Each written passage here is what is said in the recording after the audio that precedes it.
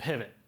Now, when you hear the word pivot, you might think, well, what does that mean? Is that how the body moves? And yes, that's the important thing to think about. And the body in the golf swing is really the engine and the driver. And I really like to talk through that with the clients that I work with, because when you're nervous, the blood flows to the big muscles in your body. So if we're able to focus on the big muscles in our body, that is what is going to work under pressure. We don't want to be thinking about the small muscles in our hands because the blood's not flowing there, especially once we start to get nervous if we're playing with our boss for the first time or trying to win the club championship or even trying to win on the PGA Tour. So what is the proper pivot? You might have heard, well, it's a turn back and a turn through. And in some instances, that is correct. But if we're going to want to generate the proper leverage and speed in the golf swing, I like to think of it more as a load, a press, and then a turn. So what do I mean by that? Well, once we get into our good golf posture, we want to load on the way back. And I like to think about it as a spiral up from the ground up. So we want to work from the ground up. So we're here, we're going to spiral up the pressure through that right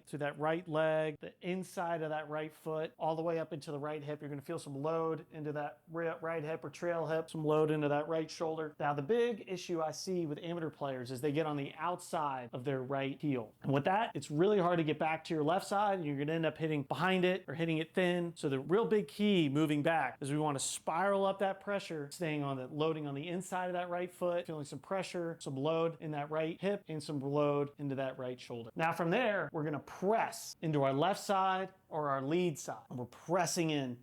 It's really important. You almost can't start this move soon enough. Just if I was throwing a ball like a pitcher, you're going to see they're going to start moving to their lead side before they finish their arms going back. So it's the same feel. As we load, we start to shift to the left. And then as we press into that lead side, the ground is going to push back. It's kind of the buzzword in golf right now, is this ground reaction force. That's how we generate speed and power. But we can only get it if we press into that lead side. The ground will push back. That gives us speed and leverage to push us all the way to our finish.